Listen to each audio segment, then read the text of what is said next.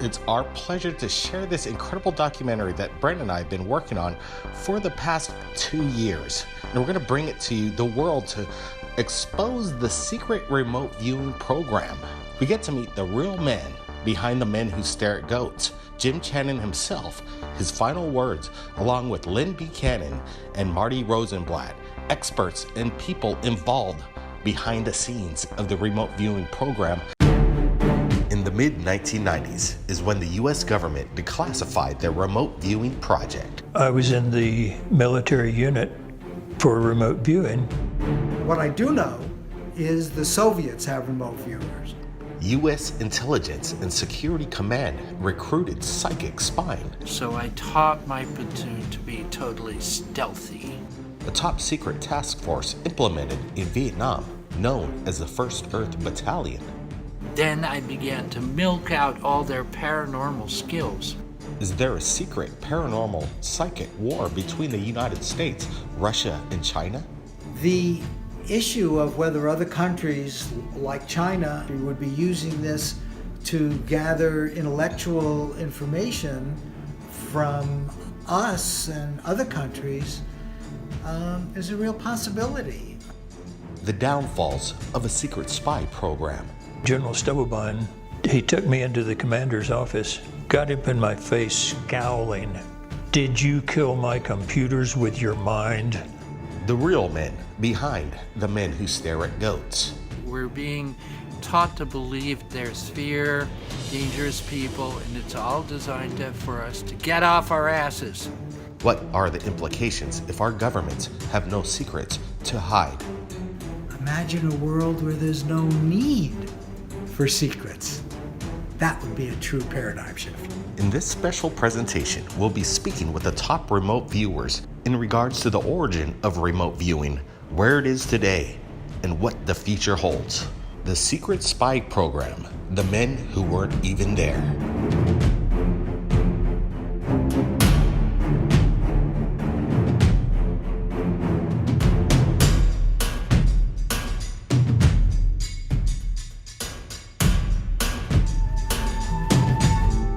The First Earth Battalion, Lieutenant Colonel Channon created the Evolutionary Tactics Field Manual. Its goal was a non-lethal and peaceful solutions to potentially change the shape of war as we know it and save lives in the process.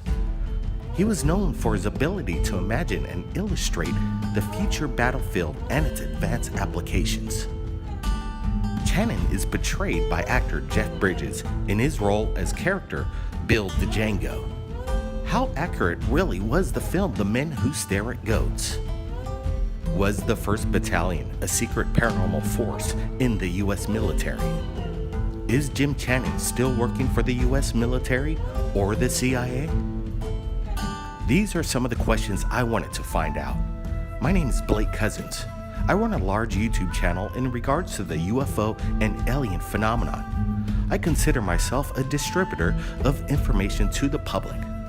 With over 8 years of research into military programs, it's when I found out that Jim Channon lives on the Big Island of Hawaii.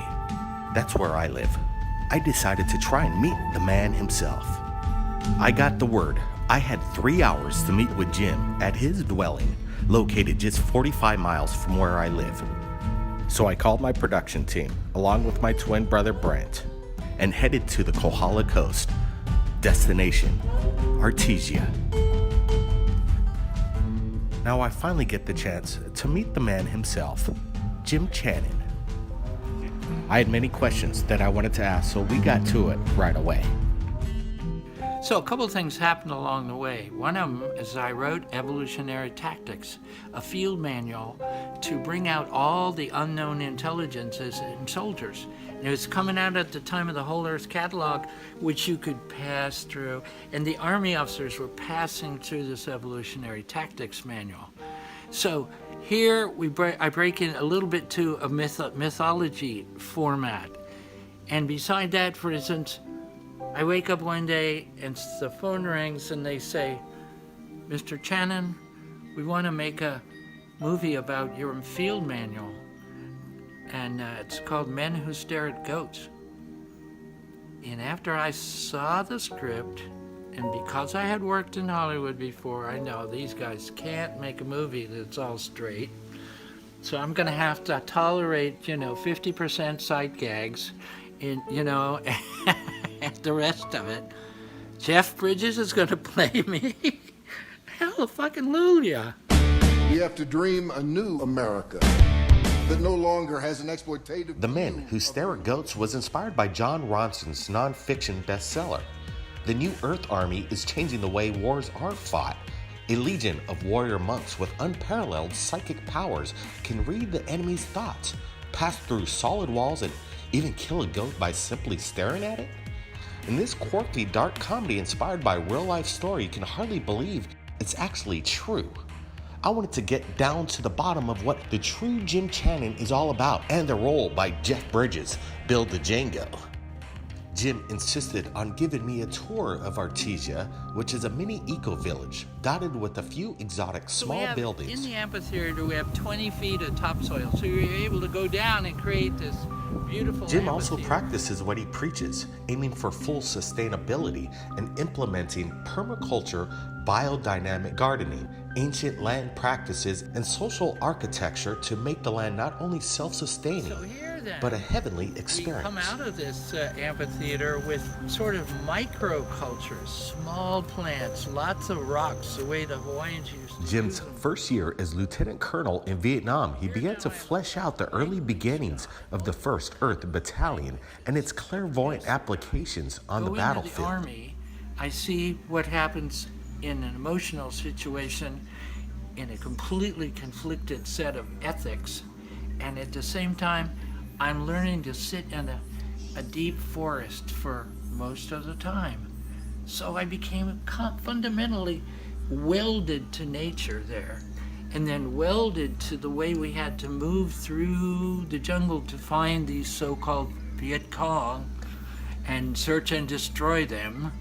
At the same time, so I taught my platoon to be totally stealthy. Then I began to milk out all their paranormal skills, and I had a whole set of sentient intelligences working with me. So I came home a year later with all but one of my guys, and we never had to kill an innocent villager.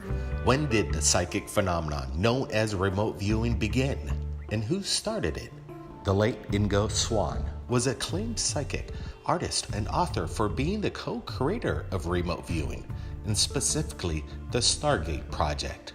The Stargate Project was the code name for a secret army unit established in 1978 at Fort Meade, Maryland by the Defense Intelligence Agency to investigate the potential for the psychic phenomenon in the military and domestic intelligence applications. Swann helped develop the process of remote viewing at the Stanford Research Institute, experiments that caught the attention of the Central Intelligence Agency, which was developed and tested with CIA funding. He is commonly credited with proposing the idea of controlled remote viewing, a process in which viewers would view a location given nothing but its geographical coordinates. For the past 30 years, the United States government has secretly trained a select corps of military personnel in the art of remote viewing, the psychic ability to perceive the thoughts of experiences of the others through the power of the human mind. Now, Lynn Buchanan, a world-renowned expert on remote viewing and its potential.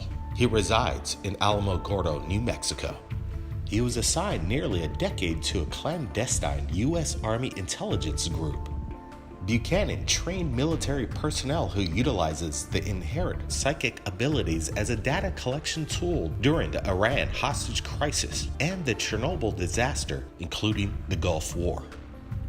Back in the early 80s, I was a sergeant first class in the Army working for the intelligence command. I was in Augsburg, Germany, and an incident happened, parts of which are still classified, so I don't usually talk about it. It cost the U.S. government millions in computers. Commanding General Bert Stubblebine of the U.S. Intelligence and Security Command came and got me, took me back to D.C. and wanted to form a unit that would do the same to enemy computers. General Bert Stubblebine has an impressive career, including being credited with the redesigning of the intelligence structure of the entire U.S. Army. This was apparently somehow accomplished without the man ever becoming aware of a 25-year-old CIA mind control effort that exploits thousands of unlisted personnel at locations, including the Army's Edgewood Arsenal. Stubblebine claims he was never into the mind operations program. However, he now believes mind control projects continued after the Congress ordered them halted in the 1970s. Congress said that smote of mind control, and they wouldn't do it because they had been caught in the 60s doing mind control on U.S. citizens. They really didn't want to have anything to do with anything like it again. He took me out to Fort Meade to this unit that had been doing something called controlled remote viewing. I had never heard of that before. Didn't know what it was, but he just put me in that unit and said, "Here, you're going to learn to be a psychic." And you know, in the military, a general tells you that, yes, sir, I'll do it. I was in the military unit for remote viewing for the rest of my military career, which is very unusual because, you know, soldiers get moved. But I was there for the rest of my career and wound up being the trainer for the unit. Because it was a black unit that didn't exist, I officially didn't exist, and so I had to give up all rights to promotions and everything else. But it was worth it. Oh, it was fantastic. It's the most interesting job I've ever had. So I meet up in Woodland Hills to meet Marty Rosenblatt, one of the co-founders of the Applied Precognition Project. Since the methods of remote viewing were made available to the public, advances in techniques and technology have made dramatic improvements in accuracy. Utilizing his background in physics, understanding the role of precognition and empathy, he explains the role of consciousness and how humanity's collective mind can communicate across time. I first learned about remote viewing using that name in an article that was published in the IEEE in the early 1970s. At that time, I had security clearances. I was working for a private company doing contract work, predicting nuclear weapon effects, but that gave me contacts with the Defense Intelligence Agency. And the Defense Intelligence Agency, I went and showed them this, and they sent me to Stanford Research Institute, where I met Hal Puthoff and Russell Targ. And their work was incredible. The first time I had ever seen scientific work on psychic phenomenon like remote viewing. Hundreds of remote viewing experiments were carried out at the Stanford Research Institute from 1972 to 1986. Physicist Russell Targ was a co-founder of the secret CIA-funded program into the investigation of psychic abilities. Hal Puthoff directed the CIA program and collaborated with Russell. Both Hal and Russell captured in this 1974 photo, with retired police commissioner Pat Price and CIA contractor monitor Christopher Green. Both Hal and Russell were utterly convinced of the reality of psychic abilities. They learned the accuracy of reliability of remote viewing was not in any way affected by distance, size, or electromagnetic shielding, and discovered the more exciting of the demand and task, the more likely they were successful. One of the main targets of the operation was the Kremlin. Yeah, the military got involved officially in like the 1970s, largely because the Soviet Union was involved. We were somewhat concerned at that time about, with the Cold War and all that, what was going on? Was this real? And in fact, there was a guy, Skip Atwater, in Fort Meade, and he was directed to start a unit to look into this. And they started bringing in remote viewers from the military, and that lasted for like 20 years. Skip Atwater was the operations and training officer for the secret remote viewing program. He recruited and trained an elite group of professional intelligence officers to do remote viewing for the Department of Defense and various members of the national intelligence community. He initiated the U.S. Army's remote viewing intelligence program, now known to the world by the code name Stargate. How did I know I had the capability of remote viewing? I didn't. General Stowavine stuck me in this unit, and they were doing all of this remote viewing work, and I watched them, and they trained me in it. But for the first months or so I was there, I thought, there's a gimmick going on. There's something. They can't really do this. And finally, after they had taught me all of the steps for how to do it, they started handing me pictures that were sealed in envelopes and saying, without opening the envelope, describe the picture. And I thought, that's crazy, you know. And of course, there was no way I could do that. But I followed the steps that they had taught me and opened the envelope, and I had described the picture. And all of a sudden, well, I knew I hadn't cheated, and all of a sudden I thought, maybe this works. And I took to it like a duck to water, and I was extremely happy to spend the next 8.5 years in that one military unit doing that. Fantastic job.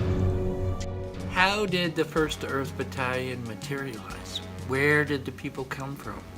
Well, we started as a think tank, but once we popped the First Earth Battalion with the field manual, the country went berserk, and all these really talented, creative people came to our meetings.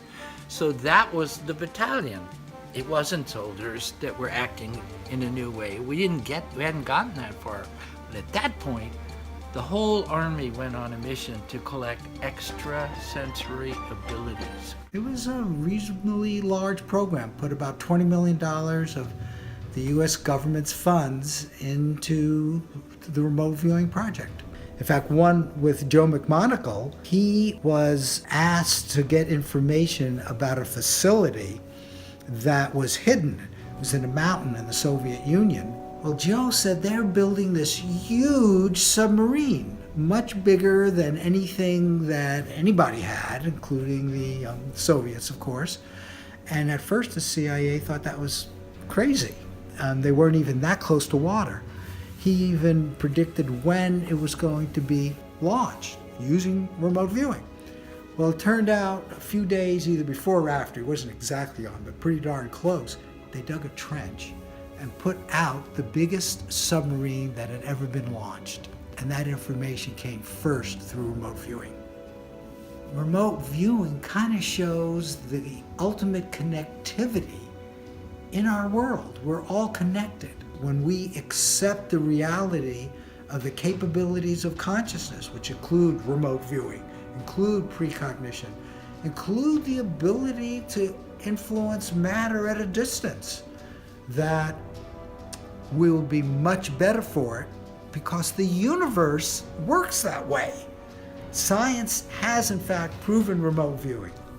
It's proven precognition using all scientific techniques. Guess what? Most scientists still won't believe it because it is so different, which is what makes it a paradigm shift. So you're saying right now that there's people within the military that could remote view into sensitive military factions from other governments? Yes. But what's not normally known is that you imagine one person has got this amazing ability to project themselves somewhere into the enemy territory, read the general's battle plan, and come back. 12 people do way better than one person. And they do it by layers, and it's a real protocol. One of the layers is sort of emotional. One of the layers is shape. One of the layers is color. And they go after these as a group, and then they do a great filtering process in order to finally pop out what they believe to be true. As far as what the government is doing now, I sincerely hope that they still have a project going. When you retire from a classified unit, they quit telling you things. And so I don't know, but it would be really dumb of the government not to have an ongoing project like this. The issue of whether other countries like China, but any country would be using this to gather intellectual information from us and other countries is a real possibility. It's hard to imagine that some countries would not do this. The kind of ethics involved when you see somebody else as your enemy and possibly doing the same to you, and we certainly know that there's a lot of cyber espionage, if you will, going on. I would have to think, and I haven't been thinking much about this, but now that you asked the question, I'd have to think that that is going on. Now, how successful are they at it? I don't know. And I hope, just like we have counter cyber, right, to stop hackers, I hope our government is in fact coming up with techniques to protect our information, because we're not through the paradigm shift yet where there are no secrets. As far as destroying the enemy computers, it was a great plan, and General Stubblebine was all set up to form a unit to do this, and it would have worked. The Russians were doing the same kind of research, and they were having success at it. We could have had success at it too, but Congress said, no, that's smites of mind control, and we're not going to fund that because that's political death, you know, to any politician. And so they wouldn't fund it. And because they wouldn't fund it, it was a matter of money. In Washington, D.C., there are always two answers to any question you can ask. One is politics, the other is money. The politics and the money were both against such a unit, so it didn't happen. Human nature is going to have to change, because we do have some evil people out there. I have this faith, and there's some things you just can't prove. The good, once we accept that consciousness, that our own abilities are so incredibly powerful that there's no need for evil. The evil that we see, and it looks like evil, it is evil, perhaps can only be understood in this bigger concept of the ultimate good. As intellectual property and nuclear weapons become more dependent on computers, the vulnerability of governments to protect oneself becomes apparent. The CIA's mission was to apply psychic super soldiers to penetrate the enemy's electric grid, control networks, and the missile navigation data. At one point, Lynn Buchanan and General Stubblebine realized that this power is very real. I've always, since childhood, I was one of those poltergeist kids, you know, that I get angry, things fall off shelves and all that. Well, I had written a computer program for the computer systems, and I was to give a demonstration of the computer program. This other sergeant who had wanted that job and didn't get it, I was picked over him, came in while I was in combing my hair and making sure that there were no wrinkles in my uniform for the presentation. He came in and did something, and when I gave the presentation in front of all these generals from all these different NATO countries, I gave my little song and dance, and then I hit the enter key to start the program and demonstrate it, and the computer went out. It cost the government, I hear, an estimated $500 million to replace computers, to replace systems and electronic systems and all that. General Stubblebine, of course, being the head of the Intelligence and Security Command, got wind of this. He took me into the commander's office, got up in my face scowling. "Did you kill my computers with your mind?" I just sort of heard myself say, "Yes, sir, I did." And this grin came across his face, and he said, "Far effing out, have I ever got a job for you." You can't deny that their remote viewers can pick up information from the future. So precognitive remote viewing is a reality as well. It's an intelligence collection effort. We're teaching it to police departments to find missing children, to find missing evidence, and so forth. And it's very quietly being used for businesses. We've done projects for moon exploration, research and development of electronics, for development of businesses, and so on. Is remote viewing paranormal? First of all, I hate that word Because remote viewing is real, like many other psychic phenomena. Telepathy, precognition, all of those are real. Capabilities, natural capabilities of human beings, so I don't like that term. I also believe it is indeed spiritual. It is getting to the very essence of what consciousness can do. And this thing we call consciousness, which is right now on the forefront of science in terms of trying to be understood. In fact, I believe consciousness is the fundamental. You're not going to get a scientific theory which can explain consciousness, because consciousness is at the very fundamental nature of reality. A lot of soldiers who are home with their families now, and they'll never know that the information that we provided kept them from being killed. The ups are when we had success.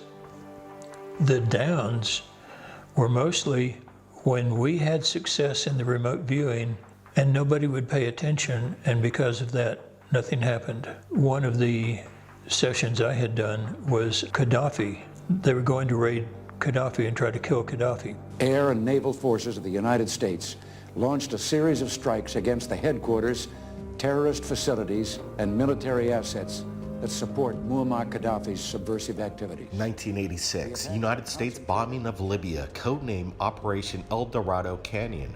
In Libya, there were over 40 casualties and one U.S. plane was shot down due to the lack of the military abilities to promptly pursue Lim Buchanan's predictions. Could have perhaps prevented worldwide catastrophes. I predicted the Chernobyl meltdown 3 days before it happened, and I told them it was going to happen. Described the way it did happen, and nothing was done about it. When Saddam Hussein pulled out of Kuwait, I said, you've got to drive him to the west and then north, because if you drive him to the north, he's going to set fire to all these wells. And they said, oh, he wouldn't do that. Well, they drove him north, and he did. The applications of remote viewing go far beyond the battlefield. Are the remote viewers of today reaching out to a universal consciousness far beyond our Earth? Every thought that any sentient being, any person, any animal, anybody, anything that has consciousness here on Earth, anywhere in the universe, ETs, are all collected in this universe of collective consciousness. And what seems to be the reality is each of us has access to that entire UCC, Universal Collective Consciousness. We can go into it to get information from the future. In fact, that's one of the most valuable things about precognition. It shows that we can get information from the future that blows the normal concepts of time. We live in a universe which is really integrated into a oneness through this universe of collective consciousness. Do you think that the world's ready for alien visitation on a massive scale in front of the public eye? I think it's going to be done like any good movie is going to be done. On page 78 of the script, there's the reversal. And right now we're going through the reversal. We're being taught to believe there's fear, dangerous people, and it's all designed for us to get off our asses and do something. So it's a perfect drama. Why would they invent a civilization like this on a starship planet with so many dimensions not to have a graduation? And you know what? They don't have to come in a big clunky ship. All they have to do is just appear sitting next to you as they join you in the fifth dimension, or you join them in the fifth dimension. Imagine having a kind of people who could live within the crust of a planet, you know? Well, it'd be really nice if they were big and strong and white so they could see each other down there, and they had some scales on them so that they wouldn't scratch themselves as they were moving through, and they had night vision eyes. So these terrible Dracos are perfect for an interterrestrial life where they have and create all the things they need. There's between the top of the surface and say 60 miles down, it's honeycomb. And every creature has a place. You know, I mean, if snakes were 30 feet tall and stood on legs, you'd be scared of them too. So the trick is for us to wake up to a loving connection so we can all do this thing together. There are ETs, extraterrestrials, out there someplace. The fact that we would be the only ones here in the entire universe that have consciousness. So once you accept that, then to assume that we're the people who have had it on this planet for the longest is also ridiculous. I believe there are ETs.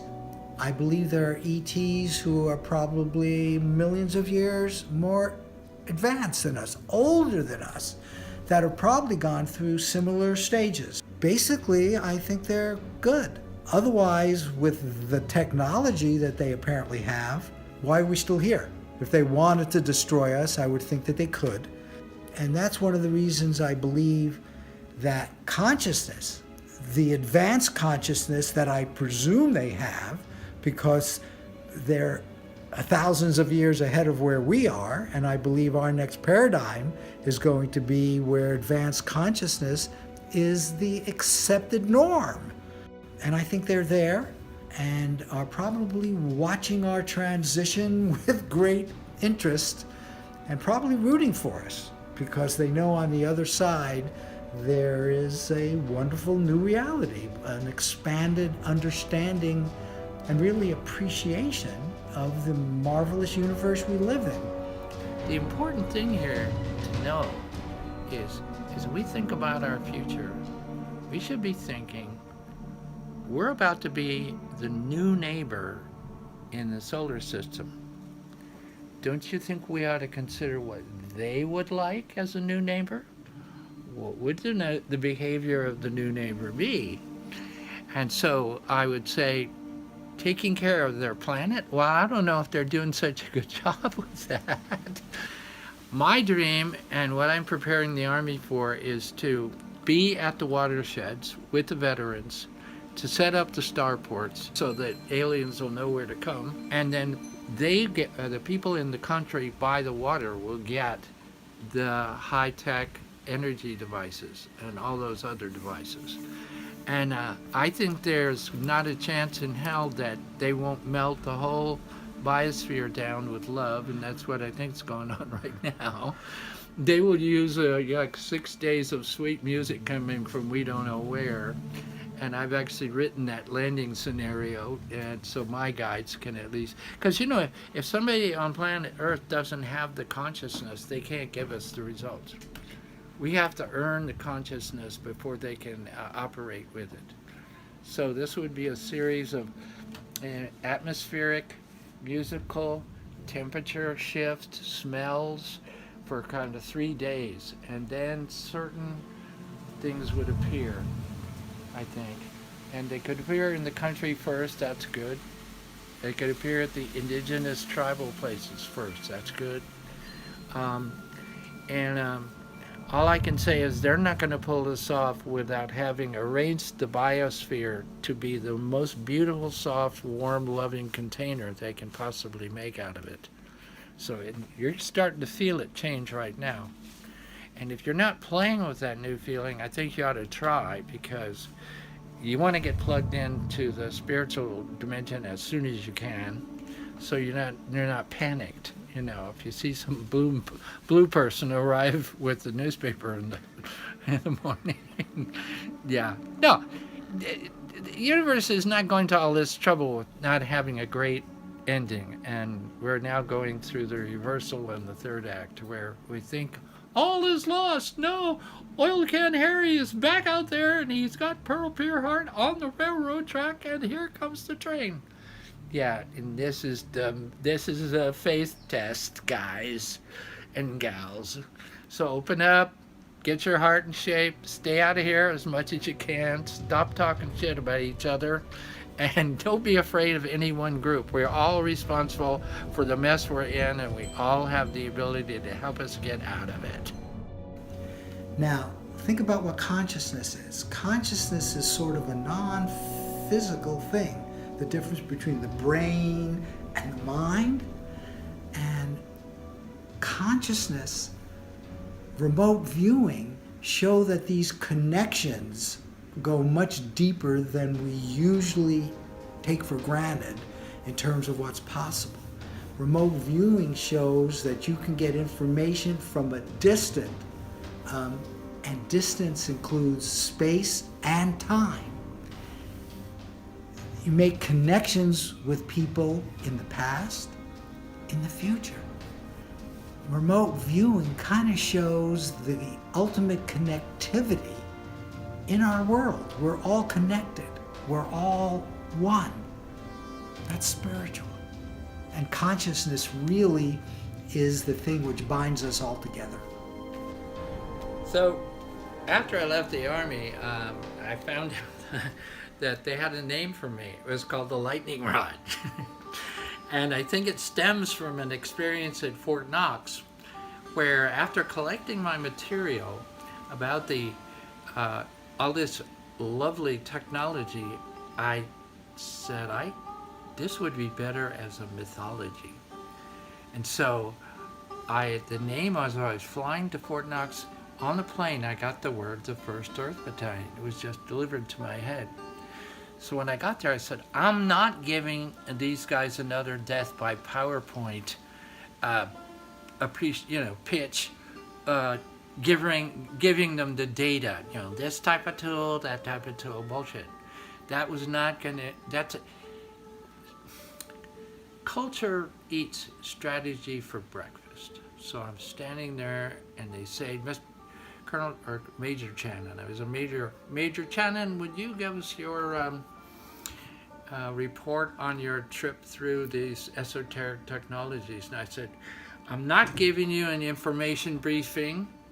Join me in the Officers Club on Wednesday night, and I will take you into a ceremony where you will see all these ideas put into real effect so you can feel them. And they just sort of went, no, California hasn't been working on this guy. So sure enough, on Wednesday, they come in, I have them take off their shoes. I have the back of the Officers Club, all the lights down, some plastic plants in there, a candle on a $1 bill in the middle of the room. And I said, gentlemen, we're about to enter a ceremony. We will give resonance to the field we're in by saying the mantra, E for the earth. Ready? And they just stumbled their way through it. They were afraid to show their other guys that they were going to really play this esoteric game, but I nailed them like a platoon sergeant. I said, look, that's not up to standard. This time, take a breath, if you will, before you make this sound. And they did. And it came out, and if you know anything about sound, it unifies the energy field. So then I had Colonel Mike Malone come out and do a black belt karate dance, a kata. And then they went, okay, this is real soldier stuff now. Now we're back into them. Then I told them the story of the $1 bill, and eventually I began to say, you are about to join the First Earth Battalion. This is our new world. And I gave them the rationale for that. And then they all kind of sort of quietly walked out. Next day I go into the conference room. I'm standing outside, about to go in. As a guy out there says, he says, Colonel Channon, you're not to go in. And I could hear inside they were going, and I thought, oh, I've gone too far this time. And then the doors open, and the guy says, Colonel Channon, report. And I know that sound, so I went in and I stood at attention. The room was at attention, and they read me the orders, official orders, and I can show you a copy of them, that I'm to be the commander of the First Earth Battalion, to go forward in space and time and dare to think the unthinkable. And that was the pop. And I'm still doing it, because I'm still on orders.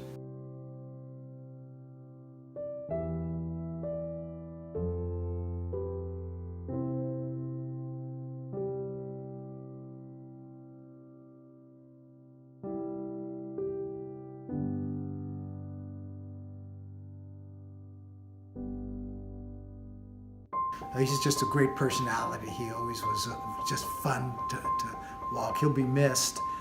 The movie part of it, I personally think that was just too Hollywood. It just didn't take the importance and significance of remote viewing and consciousness in general as seriously as it should have. This is a real important subject. But I think the thing that I will remember him most for was his aggressive work in really wanting to lay out a place where ETs would land to make contact with Earth. I mean, you know, a lot of us more and more coming to just accept that ETs are out there somewhere, but he basically invited them in, and that's remarkable. And I just have great respect for him for doing that in a very open way. I was very sad to hear that Jim Channon had died, and you know, I guess the way he had died would be the way he would want to die, just to keel over. I think he was out working in his garden and just keeled over. And a lot of people think that Jim Channon was crazy because of the way he acted. I think crazy like a fox may be a better term. He was an absolute genius, but he was one of those flamboyant geniuses that come along once in a lifetime. I was very lucky to be friends with Jim. Sort of like Salvador Dali, you know, was one of those flamboyant geniuses. And Jim had made a presentation in front of a whole room full of generals one time, and he took flowers and gave flowers to each general. He was always doing something flamboyant in such a way that it would pull out the reaction that he wanted from a person. You never knew what he was going to say, never knew what he was going to do. But it was always for a purpose, and it was always a good purpose. Jim was one of the greatest people I've ever known. And the fact that he was a flamboyant genius like that and succeeded in the military shows just how much of a genius he was. Fantastic man. When he died, I think one of the brightest bulbs in the Christmas tree of life burned out. It was 2010-2017 when I was notified of Jim's passing. It came to a shock to all of us. We miss him dearly. We were deep into the project. Little did I realize the second interview with Jim Channon would be the last time I would see him. He had a lot of things to say that goes far beyond remote viewing. It's spirituality, it's lifestyle. What you're about to see is what makes Jim Channon an endearing figure in the world of remote viewing and beyond.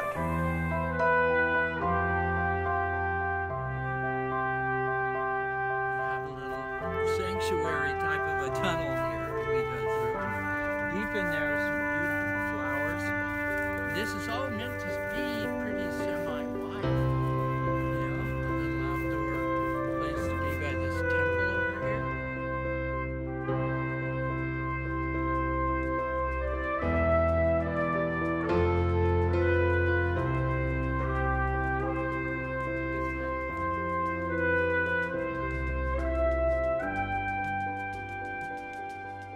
So, this is where my social architect's brain gets to plaster itself all over the walls and whatnot. I've downloaded some of this stuff from dreams and painted it just a dream at a time. I've calculated in some cases a certain set of things in a story. So here's a big compelling piece here, and a lot of people ask me, so how do you marry your spiritual intelligence with your architectural drawing and your painting and come up with something? Well, this guy started off as a dream and it only covered this part, but the message was Agartha rising. So you can see this piece rising. And after I put it up, I said, well, if we have the people from inside the planet coming forward, how do we want to greet them? And then on the other side here we have All the extraterrestrials, ancestors, I prefer that word, coming in, big ships like this, into an area where biospheric recovery is a big part of the deal. And then we have our Earth battalions down here trained to receive them and as a team work together. In the meantime, we see spiritual intelligence growing and growing and growing, and eventually this will be a council of all the planetary starships. I call our planet a starship. It really is an amazing star. It was made, like all the rest of them.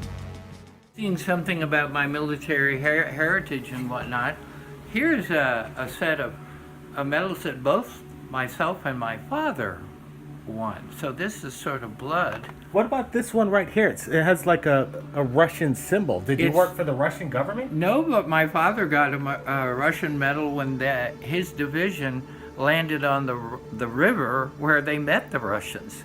So, hello, they're in the picture too. Which one of these medals are you most proud of? The Bronze Star 3 times.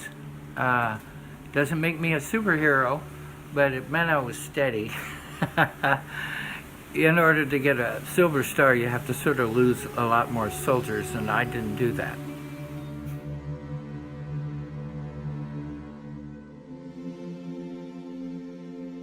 All right, Jim, can you tell us about this soldier here? Yes, this is first day of combat, first man shot. Got him on a helicopter in 4 minutes, and but I noticed he needs a little touch-up. So he's your first soldier that you lost on the battlefield? Yes, first and last. You only lost one soldier that was under your command. In 319 days of search and destroy, I lost one soldier, and I never shot an innocent civilian. So, this is a Balinese version of Rama, who's a Hindu god, but the Balinese know how to do things a little more sweetly, and I know how to make the statue look better by highlighting the parts that are a little bit mildewed. But look at that, it pops right out.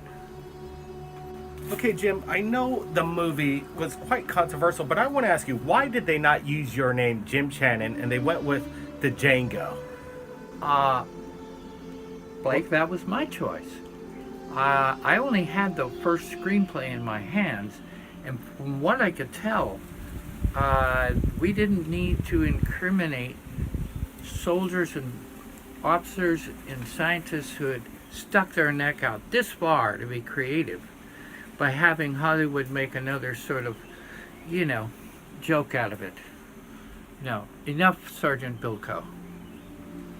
At the end of the movie, they portray you as escaping from a military base in Iraq and putting LSD in the food, and this was your escape opportunity. Was this real? No, they just made up, that was sort of any site Middle East, any army compound Middle East, but it was hilarious, and so it's good. Yeah, but me, kind of fat, shirt out, sipping things that dribble down my face, acting sort of out of it, not accurate. They kind of made you look like a klutz. Yeah, pretty much. Well, when you get a screenplay from BBC, you know that MI6 probably wrote it. So they didn't want to make me any more famous than necessary. So you believe that the MI6 might be behind discrediting your message, basically, to the army, and now they're discrediting the messenger? You don't have to study the broadcasting world very long to find out that BBC and MI6 are pretty much the same thing, and they've been in the business of defaming people they wanted to for a long time. The public needs to know is the Army has no value in going around and spending time killing goats. If you can make somebody go unconscious for 2 hours, which might have been a real objective, then you can walk into the place you want to walk into, do your business, come out, and they wake up okay. It was a peaceful incursion. That's the idea.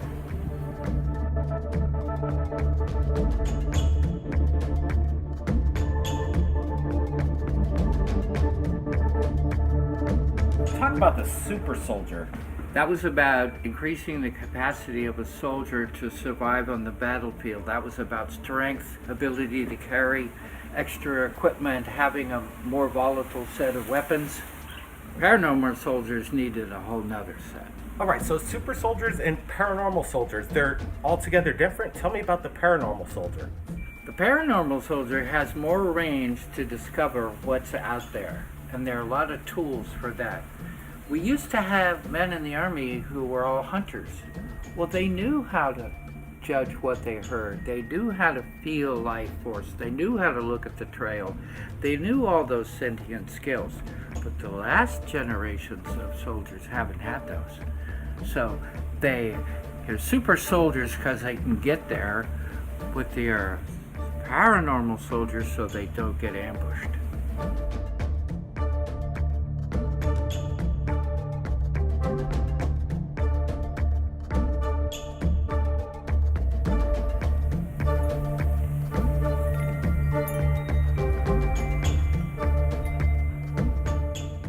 There's been rumors stated that the military is preparing for a major false flag, a fake alien invasion, using possibly holographic imagery to deceive the public. Have you heard anything about this? Should we worry about this? Of course, part of the military, Air Force, Army, are all aware of what might happen if things change.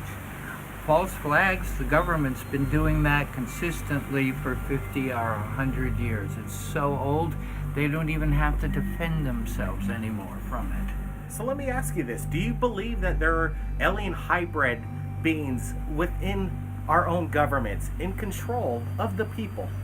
I can't imagine an intelligent galaxy that wouldn't have penetrated all aspects of our local civilization, since we are the petri dish. You know, we're the experimental culture. And so, every imaginable combination would be found somewhere.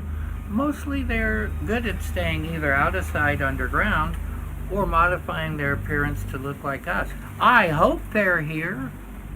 Over 6 million people reported every year worldwide that they've been abducted by aliens, taken up into spacecraft. Some people say that these aliens are nothing but manufactured biological creatures made by our own governments to do a false flag of an alien abduction phenomenon.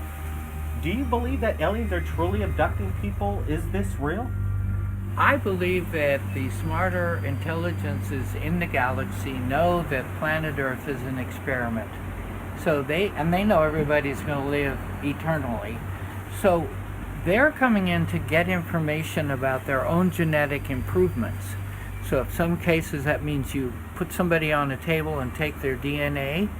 If it means you cut the rectum out of a cow very carefully to get some genetic material, that's all used for their upgrade. They're just being normal, opportunistic, awake, civilized beings. Yes, they want our genetics as well as our mineral deposits and things that they can't normally get. That's one of the reasons why they're underneath the planet. There's so much going on underneath. Area 51, by the way, is a tiny little airport compared to, maybe 1,000 miles of underground tunnels, all operating in the honeycomb, soft part of the crust, so they can just wander through. We need a place for the people who are, say, draconian. You look at them, they're all white, they have scales, they have everything they need to live underground where they've always lived. So we should get used to them as neighbors and figure out how we can cooperate. Don't create another, false flag by saying, they're ugly, look at them, they're big, they're mean, they're strong. Yeah, you carry stones around a lot of your life, you'd be strong too. They have all the tools they need. They're light colored because they need to glow in the dark. They have slits in their eyes because they need to see in the dark. Hello. There are a lot of folks that are like that. We're going to meet someday, and we need to figure out how to be good neighbors. The future will rely on this planet being a good neighbor And when we know enough about what the rest of the solar system and the galaxy and all those other spaceships, which look like balls, and people live inside, when we know what they need, we can then step up. And I think what we step up with, we have 1,000 cultures on this planet. We have many genotypes and phenotypes, animals, and we're under pressure to learn how to get along. We provide that library to the people in the galaxy and some other materials that are available to that aren't available to them, and we will be accepted. That's our best defense strategy. Duh. Wow, Jim, that's an amazing source of information we've all received. Is there anything you want to tell our viewers who's watching this? Any last words for them? Two things. One, in 1947, the American government assembled itself in a room in Washington. They didn't have to tell each other they had just hijacked the country for 4.5 years, including the population of the home. And they paused, and one guy said, well, we do have something. And they said, well, what is it? And the guy said, we have more factories in America than anybody on the planet. And they concluded from that that they would manufacture the good life for us. And it's come a long way, and they've got us in all of the prefab stuff that we can possibly get into. And at the same time, they discovered that is now it's done, that part. So I say, well, what do we have? What we have on the planet as 500,000 veterans who fought for the homeland. Why don't we see that if we can get them to the homeland, protect the watersheds, and not have palace guards, everybody, protecting the last century? It's silly. And by the way, the government should pay for a World Wide Web that's also not occupied by people trying to make money. We shouldn't have to have our communications interrupted every 5 seconds by somebody trying to sell something. That's a public service. We need to shift about 15 degrees and we can put this place back together. Jim Channon, thank you so much for talking to us. It's Yes. been our pleasure. As a paranormal man, I'm going to give you a big hug. Go planet! Imagine a world where this was taken for granted. That's what I see as our next paradigm. The next big paradigm shift is going to be a consciousness paradigm shift, where things like remote viewing, telepathy, maybe even psychokinesis are taken for granted.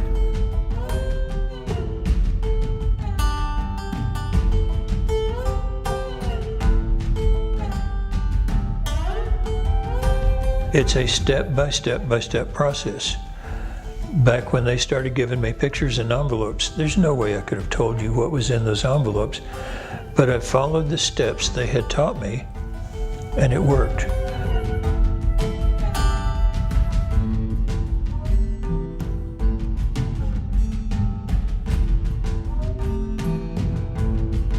Accepted within society, it'll be a positive aspect of society. But with this comes the idea that there may be no secrets.